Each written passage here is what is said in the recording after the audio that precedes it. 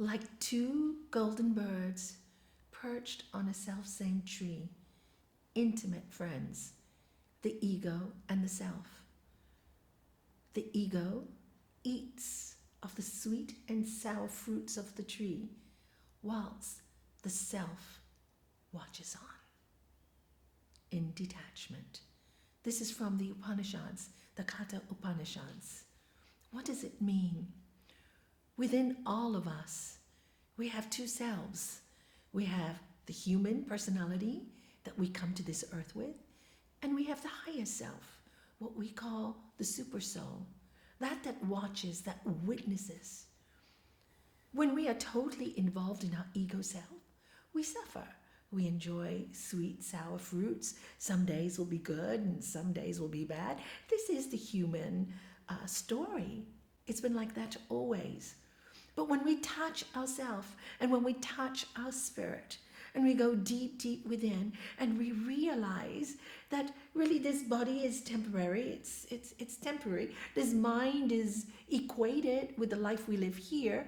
The moment we lose our life here and move on, then who are we? What are we? Who am I? The question to ask is, who am I? The deeper question.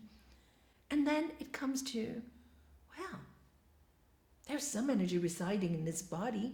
We call it prana. But what is this prana? What does it do? And as we sit and observe ourselves, the question we ask is, who's the one that's observing?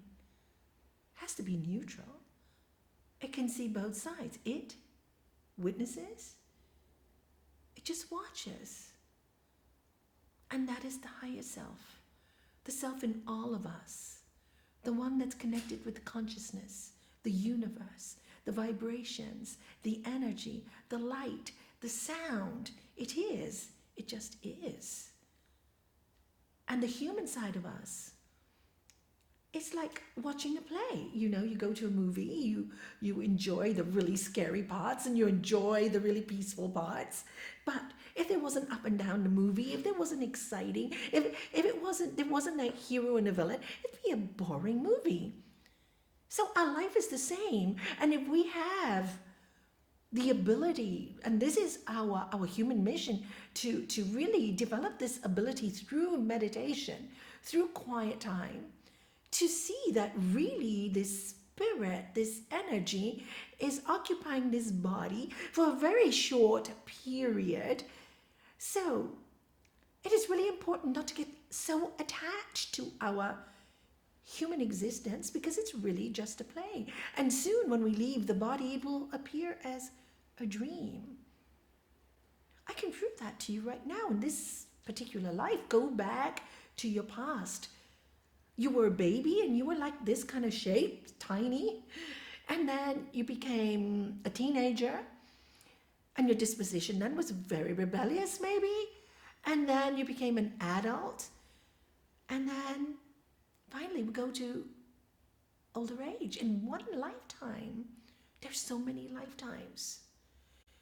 I look back at my past now, and many times it seems like, was that really me? It all seems like a dream. Everything is so surreal, because it is surreal.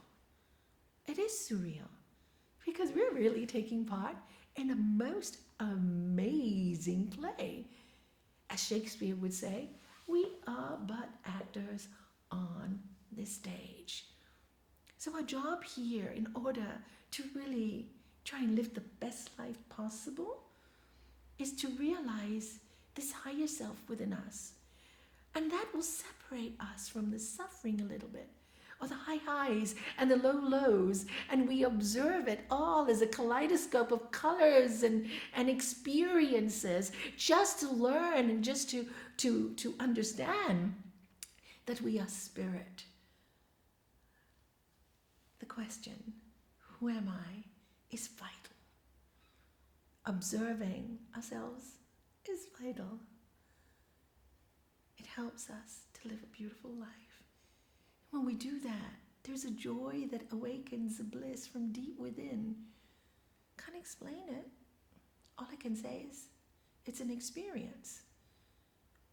Try it. Spend some time in silence.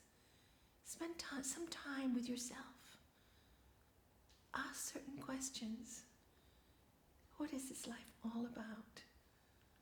My master said, we were born to enjoy heaven on earth, but we got so involved with the greed, the lust, the fears, that we forgot all about that. So if we can understand that it's a play and watch it, we can enjoy the whole movie. Om Shanti, Om Shanti.